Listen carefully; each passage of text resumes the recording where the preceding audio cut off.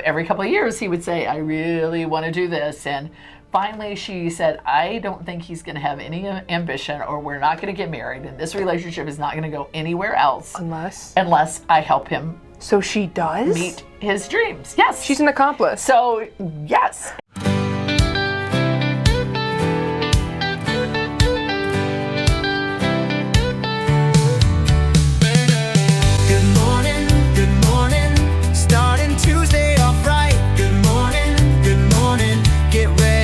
Take flight. Good morning, talking about the earth things. Good morning, it's me and me from the winds.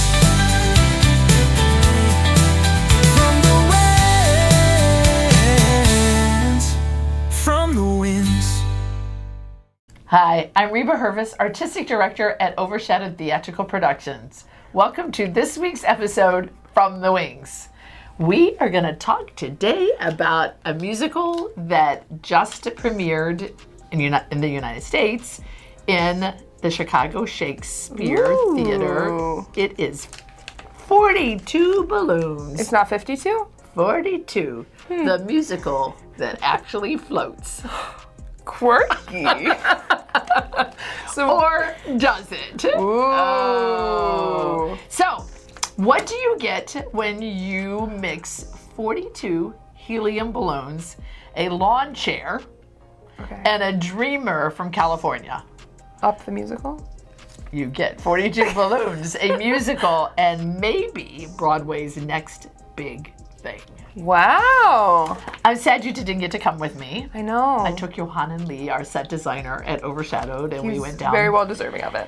It closes actually in just a couple of days, and so I know you guys aren't going to necessarily get a chance to go see it, but I don't think that you will miss it. I think it will do something. You know, Six, the musical that is so popular on Broadway now, and make sure you watch our video about that. Yeah. It started its United States premiere at Chicago Shakespeare. I did not know that. And people liked it so much it came back and then did a big theater downtown instead of Chicago Shakespeare. So maybe that's what they're hoping. I kind of feel like they're kind of hoping the same thing will happen to this one. So is it similar in style or writers, or they're just hoping? I definitely feel like it has a Six feel, which means I don't know if you would like it, but kind of pop musical. But definitely. Okay. But I feel like that's not the reason you didn't like it. Right. You didn't like Six because it didn't have a story. Correct.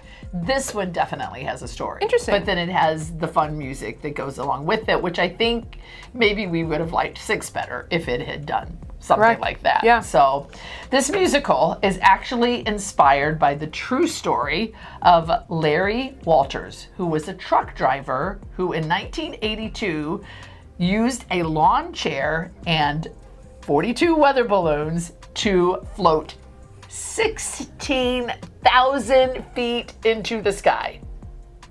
16,000 feet. In a lawn chair. That is, yes, let me look this up because it has facts in the back of this little program. We love facts. We do.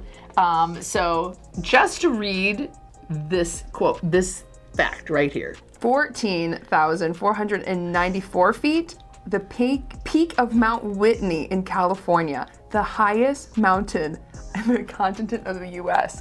So he went like 1,000 higher than the peak of the tallest mountain in the U.S. You got it. In a lawn chair. In a lawn chair. And this is a true story. This is a true story. And they made a pop musical out of it. And they made a pop musical out of it. I'm intrigued. Yes, and so am I. So like those of you who were around in 1982, it would be really interesting to know how many of you actually remember this happening. I don't. Like, I kind of don't remember the 80s. I had 3 children during the 80s. Fair. I kind of really don't remember anything else that happened. Preoccupied. Yes, exactly. But I have seen since then, there used to be a musical, which I can't find anymore. I got home from this one and I looked and I Googled it online the different musicals, and I put Flight of the Lawn Chair Man because that's what it used to That's be what it was called. named? Yes, the Flight of the Lawn Chair Man, and I remember it very plainly and thought, oh, that's quirky. I don't think I'm interested in that. But I knew what it was about because of that. I can't find that anymore. So I don't know whether these people bought the rights or that didn't work, and so they just kind of decided it was too much competition. Yeah. I'm not quite sure what the backstory is on that. Someone's played with it before. Yeah, exactly. So that's the reason I knew about the event. It was created by Jack Godfrey, and he created the book, the music, and the lyrics. It premiered in 2023 in the UK at the Lowry Theatre. In West End? And in Manchester. So I don't think that that's exactly technically called West End. Interesting. It is part of the growing wave that is coming of British musicals that have a pop rock influence, which I think is really interesting. This musical is unique because it has the real life weirdness. This main guy is weird. Okay, go into it. So I think that we just recently talked about Kimberly Akimbo. And we didn't love the story. And it was also weird. Yeah. Right? But the story didn't catch us because there was a lot of dysfunctional things that happened. Yes. I got done at intermission and I was like, I have to tell you, you walk in and they've got 80s music playing. Okay. The theming was great. There's a big lawn chair that's out there and they have these helium balloons all around it, and they give you a little photo op, and they have a volunteer that's there to take the pictures. And then you walk in and they're playing all this 80s music and you're looking at everybody, and they've got this screen that where they looks like original footage. I doubt it was. Right. But it looks like it, where it's Of very someone flying. grainy, and this guy is in a lawn chair and he's got all these balloons and he's like kicking his feet back and it's just enjoying playing it while you're watching. Yes, and it's like you can't make out his face or anything, so that's why it makes you think, might did be somebody him. capture Yes. this? Is that what happened? So it kind of puts you in the mood for it right away, and you're intrigued by the story. It's like, what does it take? And that's one of the songs. What does it take to make a man get into a lawn chair and like emotionally, not even like the helium. What makes him do that? And so very early on, the story basically is this man who, from the time he was a little boy, he wants to fly. And he goes to the Air Force and he tries to join the Air Force, and they're like, you can't pass the vision test. You cannot be a pilot. And so he keeps getting turned down, and he's like, but you don't understand. I was made to fly. And so it's a little bit about dreams coming true and something that you really feel like is so super important to you. But I think the weirdness comes from, why do you want to fly that much that this becomes that important to you, right? Kind of an obsession. He meets this girl, and it's a very, very sweet love story, and you right away start to root for the quirkiness of the guy and the fact that she is like, oh, your heart is different, and I really like you. And there was very little swearing, and it was a very clean story, which I automatically Especially really being a trucker, liked. I think I thought maybe they would bring that in. He doesn't seem like a trucker at all. Like, I think that's just a fact. So he keeps telling the girl from very, very early on, it's like, I really have this dream, I want to fly, and I think I figured out how to do it. And he does all these mathematical equations, so he's not dumb. Okay. And he's like, I think that it would take this many weather balloons, and it would take this much time, and I think if I had, the chair would have to weigh this much, and I would have to buy this kind of chair because it's sturdy. And I mean, he's thought the whole thing through, and she's like, dude, you're crazy. Oh, she does. She's not mean about it. She's just like, please stop talking about that. It's dangerous and it's weird. Which is fair. If you said you were going to get in this chair and go weather ballooning, I would say you're crazy. Yeah, you might send me away somewhere. Yes. But, and I would hope that you kind of would, actually. So she was honestly interacting. He kept every year or so. They dated for 10 years without getting married, but they didn't live together and they didn't explore that. So I don't know exactly what their relationship was, but that's not what the show was about.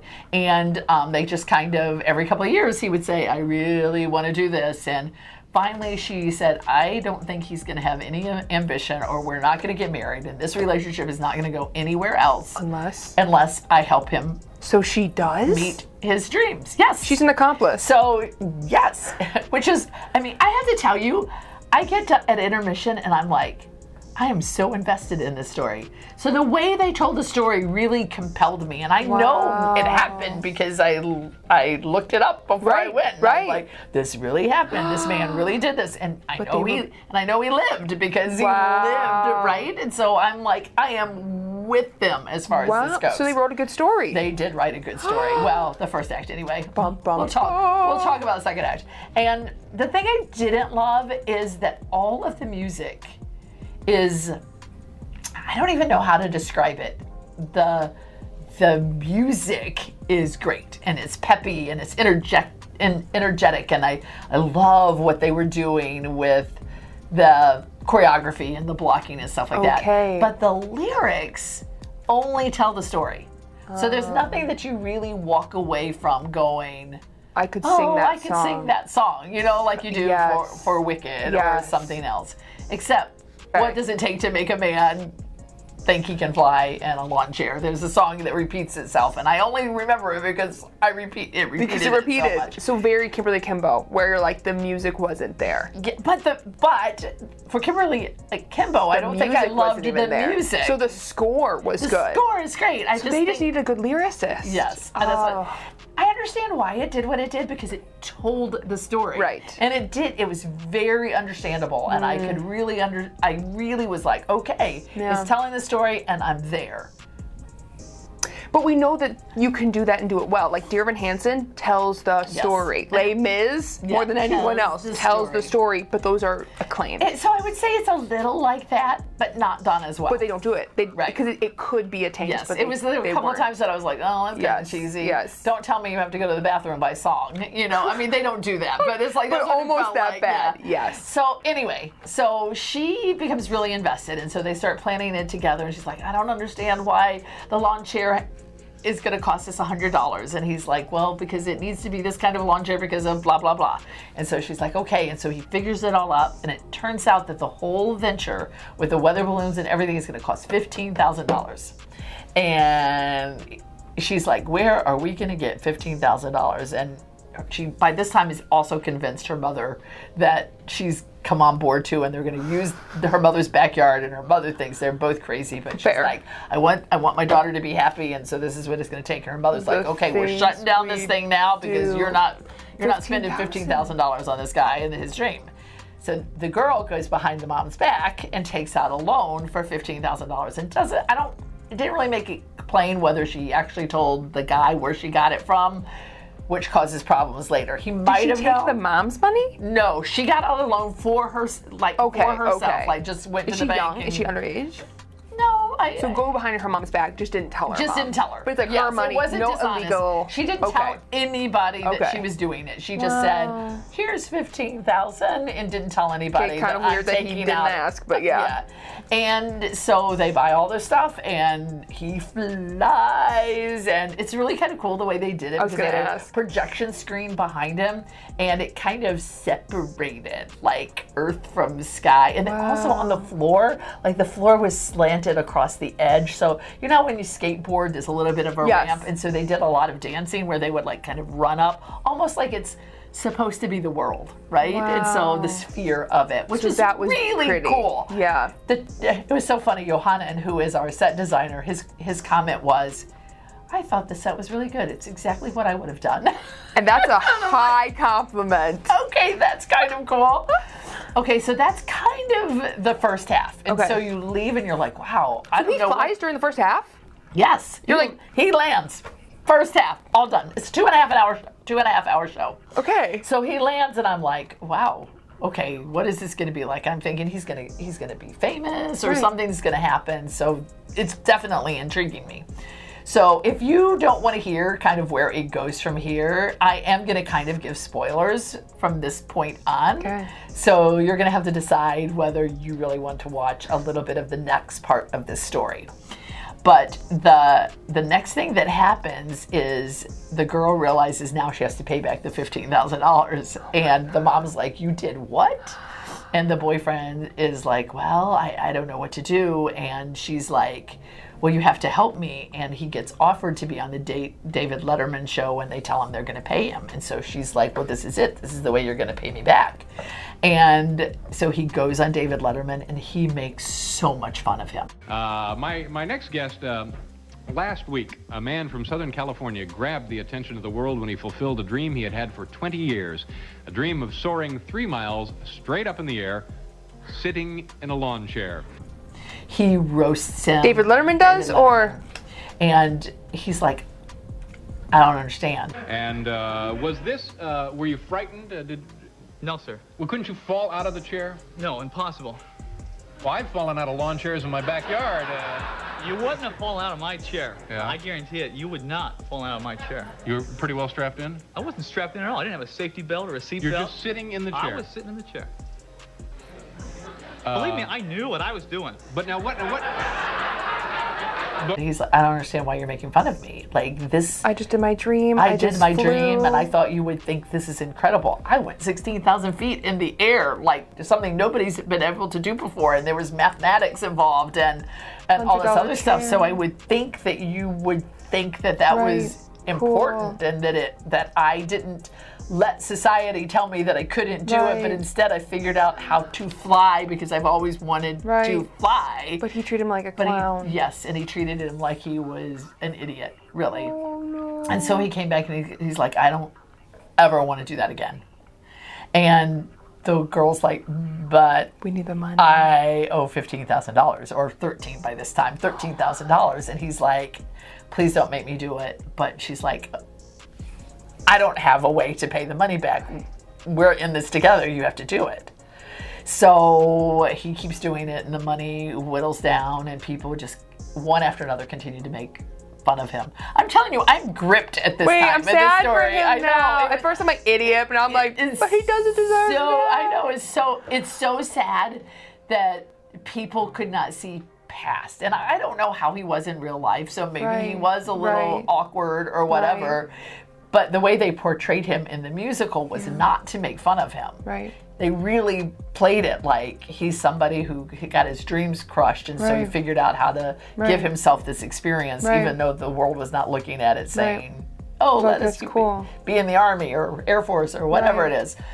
So anyway, he gets all the way down to they've now paid the money off, and he's like, good, now we can quit. And she thinks now we can get married because she has the whole reason she did it. And she's like, you did your dream. Let's do this. And instead, okay, again, major spoiler. Shut up. He does not. Major spoiler right here. He does not. He says, the only reason that I hate myself right now is because of you, because you crushed my dreams. And she's like, what are you talking about? I crushed your dreams? And he's like, yes. He's like, you took my dream and mangled it. And she's like, no. We did this together. And I helped you study. And I helped you buy things. And I took out money and put my credit on the line to give you this. And he's like, no, what it did was it destroyed me and wrecked me. And he goes, I would never be, if you had not taken that loan off, I would have never done it. It's all your fault. And he turns around and he walks away out of her life. And I was like, what?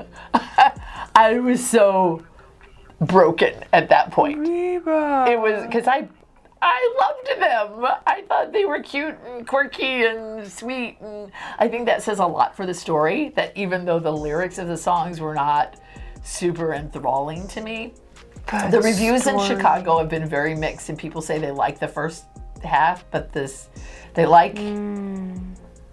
because it's opposite. I like the second half better than I did the first half. But they like the first half. They like the first half, and I'm like, and they say the second half drags, and I'm like, oh, no.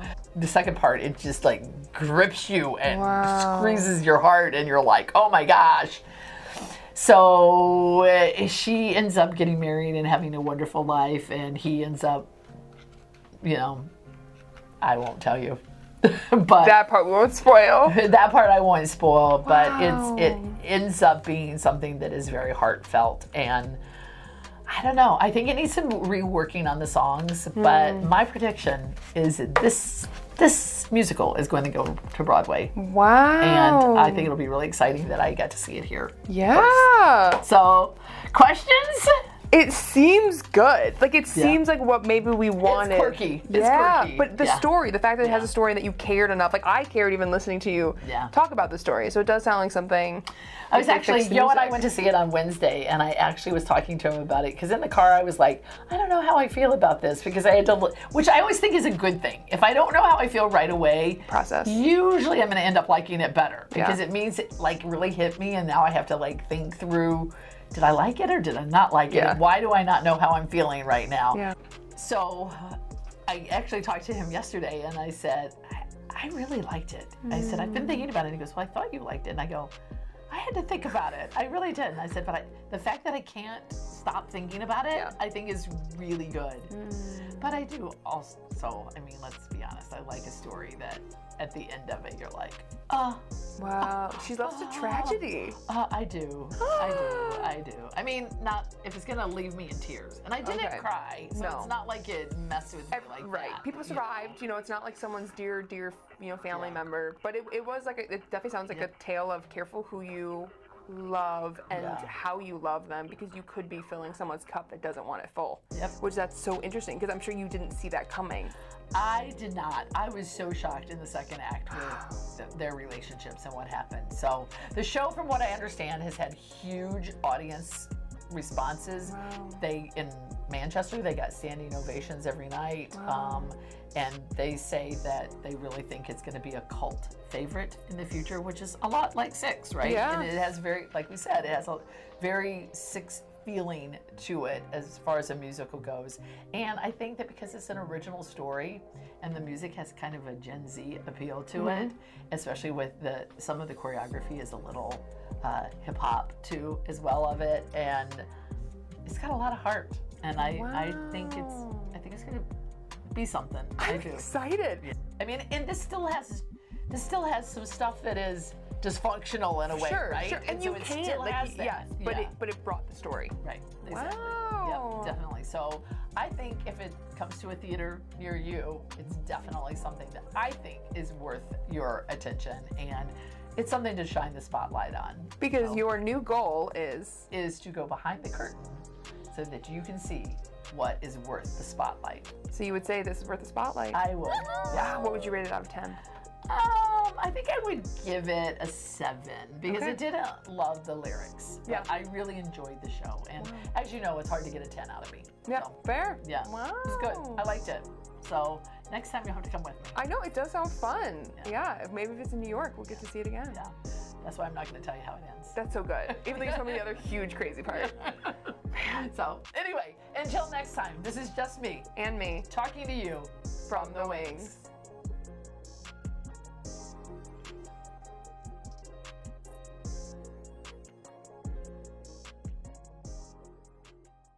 Now, would you do this again? No, this was the fulfillment of a 20-year dream. Yeah, And I accomplished my dream. yeah. Now, how does that feel, having succeeded in achieving what you always wanted to I do? achieved inner peace. I've achieved inner peace within myself. Really? Really? I'm a happier person today.